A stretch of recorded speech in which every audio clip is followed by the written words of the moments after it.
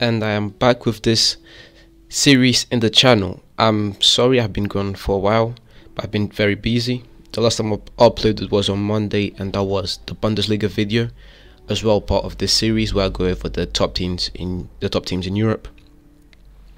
And yeah, I've just really been busy, but I still plan on uploading every day. It's just been a very awkward week.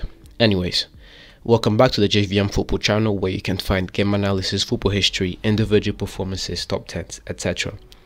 If you are interested and would like more football content like this, please subscribe to the channel. Today, I'll be continuing this series where I'll go over the top leagues in Europe and analyze what has been going on with the best teams. Today, I'll be talking about the Serie A. Sorry, Bundesliga in my head. I'll be talking about the Serie A and how things have been developing in this league. Just a quick side note, the Serie A has been, in my opinion, the most underrated league inside the top 5. The Premier League is the best league. The Bundesliga, I think, is the most overrated. The La Liga has taken a big hit with the loss of their two biggest superstars. The Portuguese league is another one that's underrated, and even the French league, Ligue 1, I have mixed feelings about it, because at times I think it's overrated, but at other times I think it's underrated when people just call it the Farmers League. Because really and truly, some of the teams in that league and some of the football played is quite exceptional. So looking at the Serie A has, I think that's a stat that put the most players out for the Euros, and as well the team that won was Italian, so that helped as well. And coming into this season, things were opening up for a new chapter in this league. For the longest time, Juventus have been completely dominating this league, but last year with Inter winning it, it opened a new chapter, pretty much telling everyone that the door is open. Juventus are no longer the big dogs in the league, and that this new decade is going to be special for everyone. Looking at the table, we have AC Milan sitting at the top with 38 points, 1 point ahead of Inter. We have Inter in second place. We have Napoli in third place, which is a surprise. Compared to last season, Napoli have done a major comeback, whereas this season they're sitting third. Last season they finished fifth, nearly 20 points away from first place, so that's something good to see from Napoli. They now sit third, 2 points away from first and 1 point away from second. We have Atalanta. Atalanta is another team which has been performing quite well over the last few seasons. I think ever since 2015, Atalanta have been the top spots of the league and also developing very good young talent. And then you have Juventus at 5th place. But even this 5th place thing, if you have not been in context of the league, I don't think you'd get like the full picture. For Juventus to be in 5th place right now, I think is a great comeback. They had a horrible start. I don't know what happened to Juventus. I mean, their players coming back with the Euros. They won the Euros, so there really wasn't any excuse for them to be performing that bad. But yes, that's the situation for Juventus. As I said before, the door is opened, and right now we have AC, Milan, Inter, Napoli all fighting for the Scudetto, and as well Atalanta, and they are only 4 points away from first place, Juventus being 9. Just before I get into the main teams which have been performing quite well, just a quick look at the best players in the league so far. If I would have to give you a top 5 Serie A players so far this season, I would have to go with Dybala, Dybala from Juventus, Candreva. The next pick I'm gonna pick would be Berardi from Sassuolo, Çalhanoğlu. I'm sorry if I mispronounced that name, but Çalhanoğlu has been outstanding for Inter this season so far, and Pellegrini from Roma. But anyway, let's go into the teams. Let's start with the team in first, then AC Milan.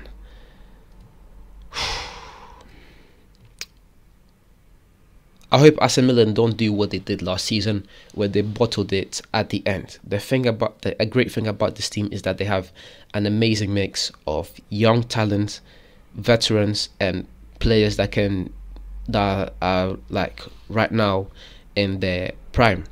If we're talking about young players, you have the likes of Tonali, you have Tomori, and Kessie, Rafael Leão as well. And talking about veteran power, you have Giroud and Zlatan, which will not only bring goals to the side, but also a lot of experience in those tight games. If you're looking at someone like Zlatan, who is 40 years old now, Zlatan has scored 6 goals in 9 games and also contributed with 1 assist. I didn't put Zlatan in my top 5 for the Serie A, but he's just really knocking on the door. I think that the likes of Pellegrini, Çalhanoğlu, Berardi, Kandrev and Dybala have just been better than Zlatan. But even Zlatan, at the age that he's at, it's an example to the guys like Rafael Leão, which are coming up. This team has a very good mix of young talent and veterans, as I said before. I don't usually say which teams I support, but I am a big fan of AC Milan. They aren't the main team I support, but as a kid, I used to watch them. When I was playing FIFA or PES, I used to always pick them. So I'm very happy. I want them to win the league. Looking back at the early 2000s, they had an amazing team. So even last season, they were about to win the league, and they bottled it. So this season, I'm rooting for AC Milan. I hope they can keep up this form. Again, guys, it's just a light overview. I'm not going to go into much detail. I'll be making individual videos for each team over the next few weeks. Yeah. The next team which we are going to have a look at are last year's champions, Inter. Inter right now sit 1 point away from first place in the Serie A. And this is a bit of an interesting one because they lost Eriksen and Lukaku. Lukaku was their top scorer last season, but they've been performing quite well regardless. I touched on Çalhanoğlu, who's had 9 goal contributions in 14 games so far. Arguably Inter's most influential player this season. As in this live overview, I'm not going to really say much about Inter. Individual video coming soon as well. I mean, to every top teams in Europe, I'll be making an individual video over the next few weeks. And the thing about this Inter side is that if they can do what they did last season and really push AC Milan to the end and take it. We of course have the Milan rivalry, so it would be, I mean, it has been nice to see these 2 giant and iconic clubs going at it once again in this league. Now we move on to Napoli. As I touched in before, Napoli have made a great comeback from last season. Looking at their best players so far, you can look at the likes of Victor or Insigne. You also have Politano, Fabian Ruiz. But I'm going to touch on Insigne. Insigne, I think, is someone who doesn't get as much credit as he deserves, not only because he has been loyal to the club for a long time, but also because of how much of a talent he is and the contributions he still provides even at the age of 30, which we were able to see during the Euros. So far this season, he has scored 4 goals, and assisted 5 times in 14 games played, proving to, with 9 goal contributions in total, proving to be an instrumental side of this Napoli squad. Do I think Napoli are going to be able to take over Inter and AC Milan? No, but at the same time, they only sit 2 points away from the top. So I can't write them off. I just think that Inter and Milan have much better squad, so I don't think that in the long run they'll be able to withstand the race. Let's just keep it at that. So yeah, that's that for Napoli. Then we have Atalanta, a team who has been performing exceptionally over the last few seasons. They managed to get into the Champions League. Right now, they also sit in those nice Champions League spots. So the mission for Atalanta right now, they sit 7 points away from Juventus. So their mission right now is to just keep at it, full throttle until the end of the season, and to try not to bottle this and keep the Champions League spots. Finally, we have Big Juve, and their mission is going to be the opposite of what Atalanta are trying to do. Their mission is going to be to try to get into the Champions League spots and overtake Atalanta. I've always, of course, talked about Dybala, but we can't, of course, forget about the likes of Chiellini and Bonucci, who are still playing at an elite level, and which was especially seen at the Euros. De Ligt, I think a lot of people have forgotten about De Ligt. Someone I plan on making a video soon, especially as a big focus on this channel is me talking about young players. De Ligt, being a young centre back is quite hard, but I don't think the league could have been in a better situation. In a league with so much emphasis on defense and learning from arguably two of the greatest centre backs in the world, Chiellini and Bonucci.